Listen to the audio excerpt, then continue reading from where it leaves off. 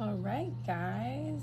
Welcome to, we're doing a DM's energy for this week and full moon in Pisces today, the 30th. I have already shuffled and laid out the cards just to save us some time. I don't really have a setup yet where I can shuffle and do all that, so without like getting some really bad sounding stuff. So anyways, we're gonna go ahead and get into this. So this is gonna be just off intuition here with these cards here. It's it's the Wild Unknown Tarot. I don't think this is a legit deck. I ordered it online, I didn't know, and it didn't come with a guidebook. So there's that. So this is just going to be intuitive read for on these cards, and then I do have the book for the archetypes, which is also the Wild Unknown by Kim Kranz. So we'll do that, and then we're going to finish this up with a Rumi card. So the DM, what his energy is this week, and for the full moon in Pisces. So we have the Hermit. So little turtle here. We know the Hermit is just, you know, hiding out. Maybe transmuting energy here. Let's see what else we've got. Two of Wands. So, well, that's so fire. Fire energy there, right? So let's see what else we got here. The Father of Wands. So I believe I'm gonna guess that's the King of Wands. So some fire energy. So something's building up here. He's going to be building up after this hermit period that he could be going through, or maybe he just did go through. Maybe he's now coming out of this. He's having some aha moments, some lightning striking. And then the Ace of Cups, I think he might be getting ready for that offer there. That offer of emotional fulfillment or love here. I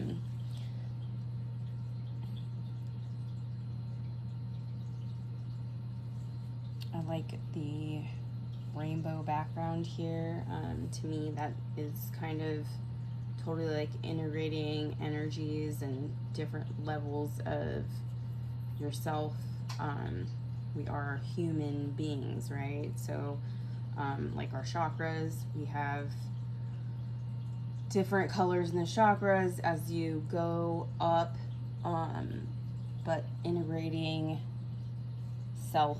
And look at this cup has, well, it just has mainly blue and yellow, but which I see as the fire element with the yellow, fire from the wands, and then blue is water, and so like emotions. So we have that there.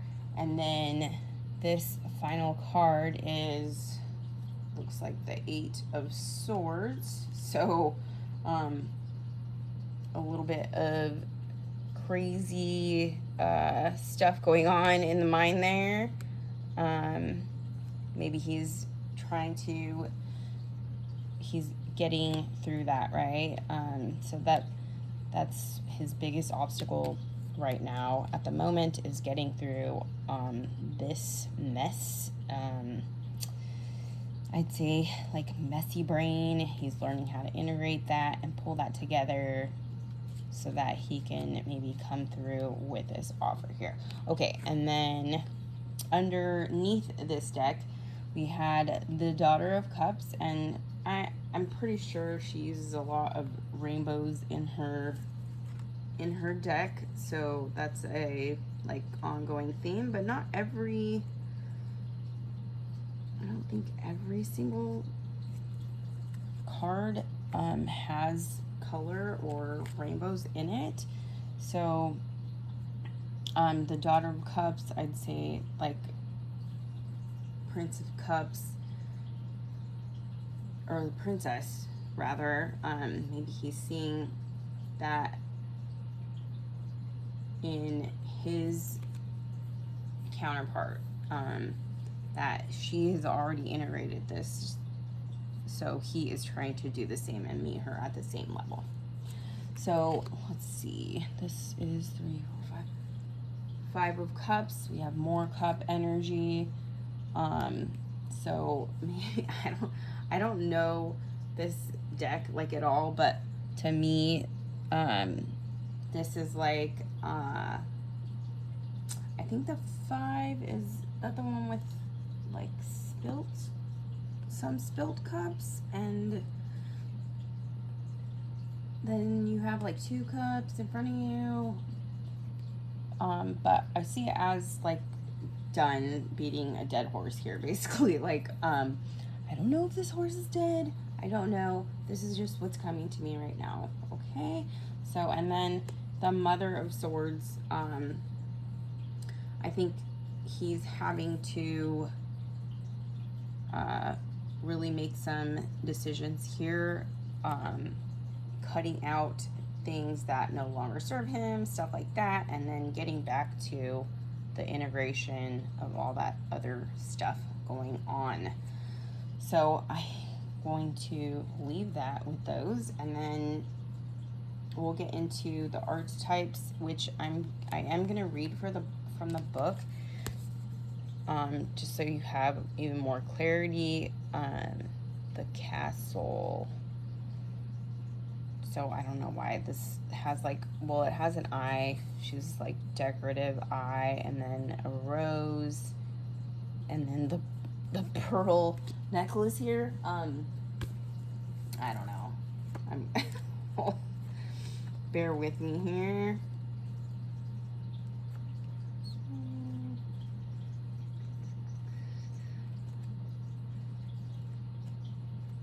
I haven't really worked with these decks enough, but I do like them a lot. So I'm trying to get better acquainted with them, because it doesn't really matter what deck you use,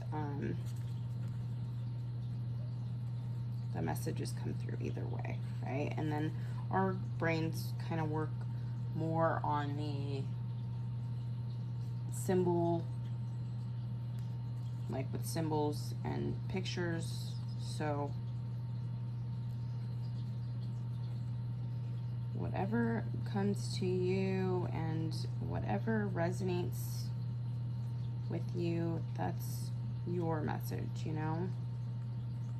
What the heck?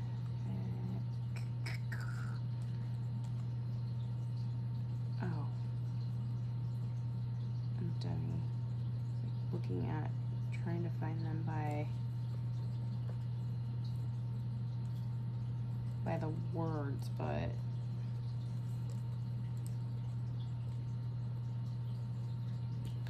they're not set by words, they're set by the numbers. So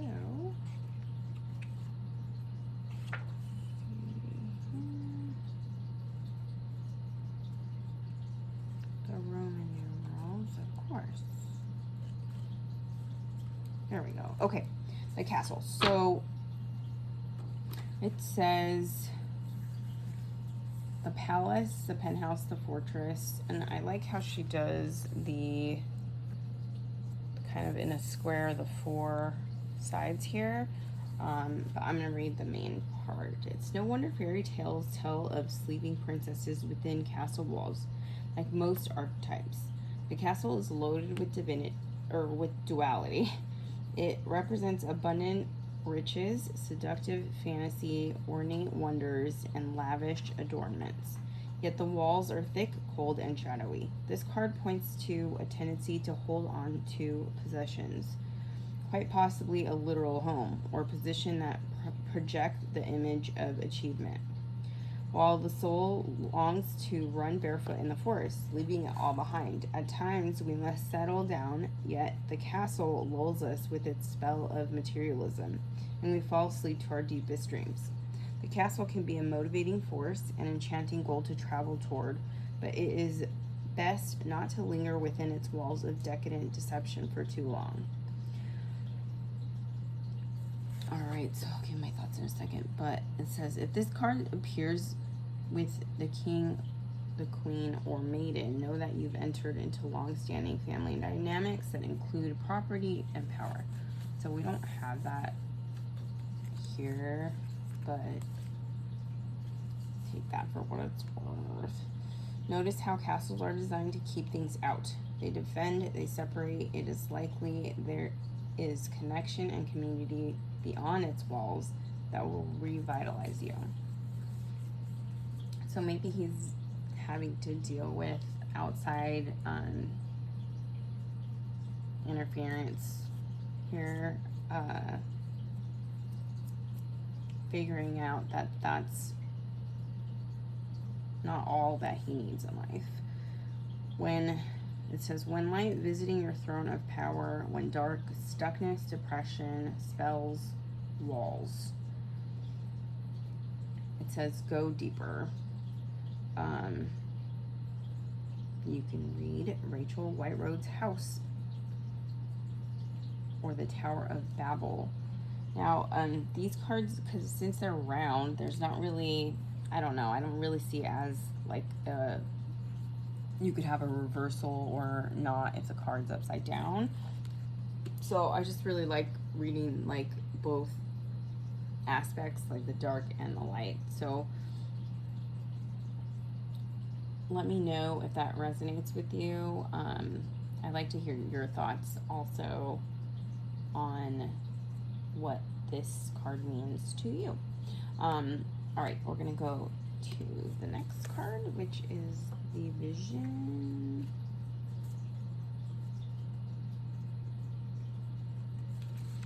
The vision, the dream, the imagined, the revealed. It is said that we are each born with a unique vision, a destiny toward which we are aimed. It is also said that we forget this vision the moment we are born. Thus, we are sent on a lifelong journey of rediscovery.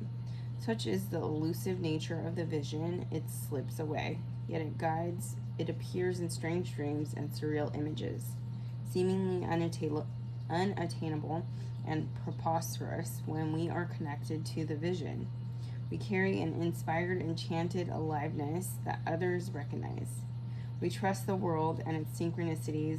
We walk through new doors into wondrous opportunities. We all want to be near those with vision. They emit energy more potent than any elixir. When we lose connection to the vision, life becomes dull and exhausting, lacking meaning. Bring back the mystery. Bring back the dreams. So if your DM has been stuck in, let's say, more 3D paradigm stuff lately, maybe he's trying to come out of here. We have 2 owls, so that to me is like, you know, 2 pairs of hands and mountains there in the background.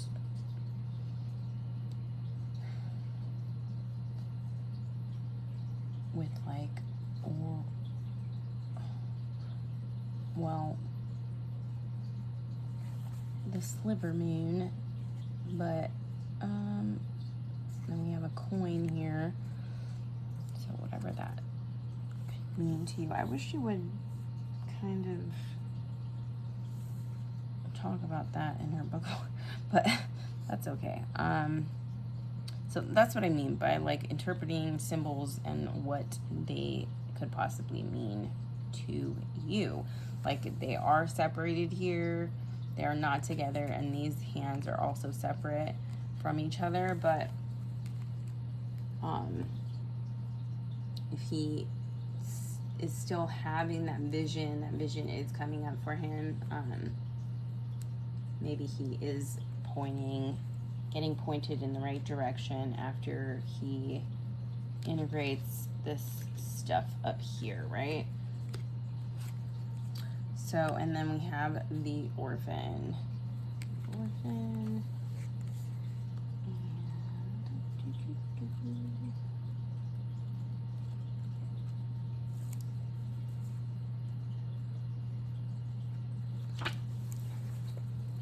And I've seen this actually come up quite a few times for DMs. So let's see. This is, did I even finish reading the other? Dang it, I probably didn't. Hold on.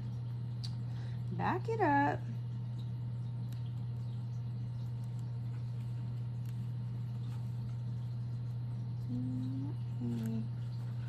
I don't think I read the side notes for you guys. Let me do that real quick. Forgot about that.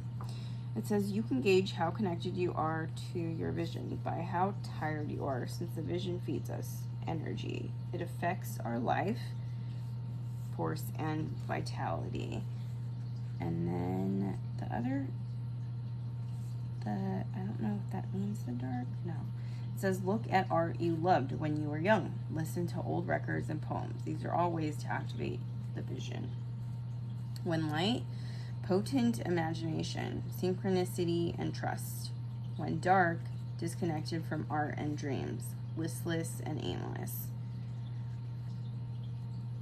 And it says, go deeper, Twin Peaks by David Lynch. Twin Peaks is really wacky. And then The Dream by Frida Kahlo.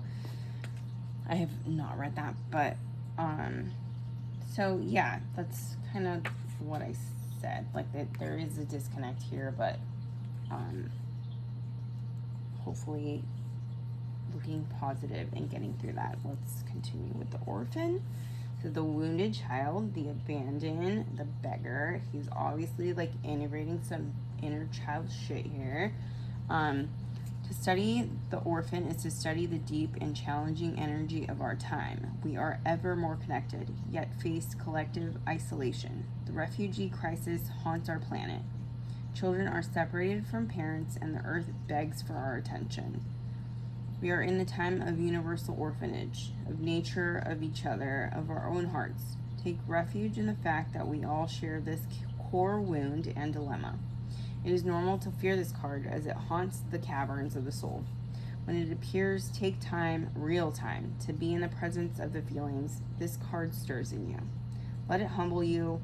What are you starving for? What is the deepest gift you could imagine giving to others? What has been rejected is quite possibly what is most needed, dear one.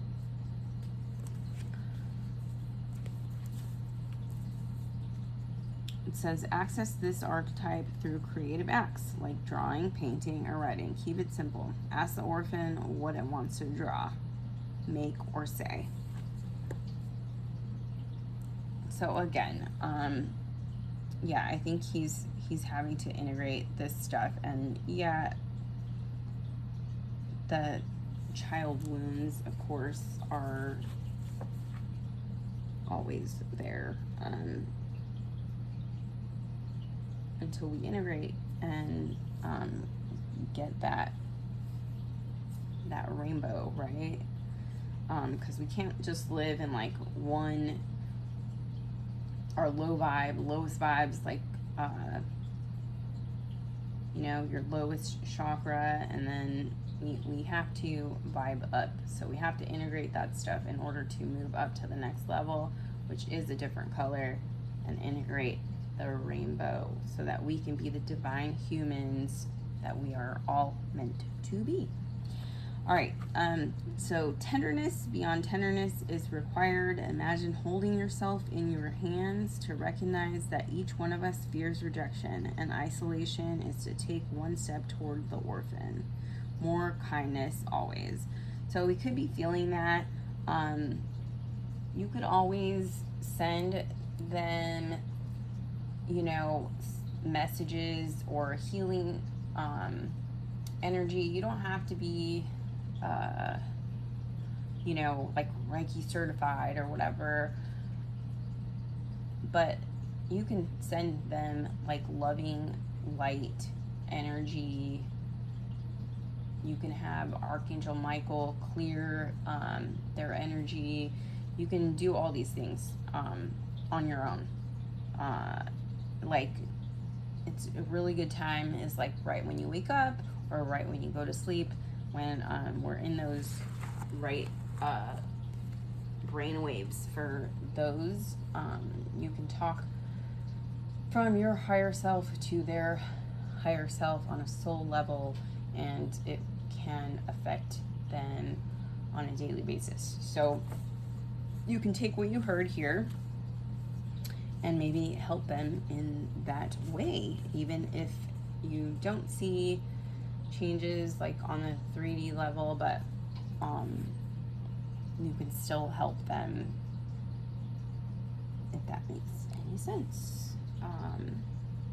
I hate that I say so much. It's so friggin' annoying. Can't stand it. It says, when light, deep solace, deep acceptance, deep love. When dark, distance, hates, and avoids controlling and limiting. So yeah, I can see that. If they're, you know, still stuck on these child wounds back here and dealing with like family stuff or old paradigm stuff, that they're supposed to be acting a certain way or doing certain things, you know, our average, I don't know, I'm in the States, but so let's say the American dream that you're supposed to get married and do this like a certain way, those are old, you know, paradigms that they're trying to deal with. And, you know, if they have parents that want things to look a certain way, they have a lot of stuff that they are having to integrate here. So it says, go deeper, Mary Oliver's The Kitten. I don't know what book that is, but we're gonna finish this up with a Rumi card. And see here, it's like an angel visiting this woman that I can see. It says, the human gift, such attraction is offered by the beloved with sweetness and generosity, yet such jealousy comes from you with so much doubt and suspicion. Do you berate yourself, blazing angel, because you have moments where you cannot trust and love more than you believe in your fear? Rise now from your doubts and admonishments and let your human self be loved. Even with all the doubt, you are a cherished one of the great beloved and always shall be. Be kind to your heart. So I asked for this final card. This is a card from Spirit or the angels for guidance for whoever is on this journey. It really, I think that ends very, very well, this reading, with how I said about taking that energy and sharing that with them when you can possibly. So that is what I have for you guys this week. I hope that helps. Love and light. Namaste. Happy full moon in Pisces.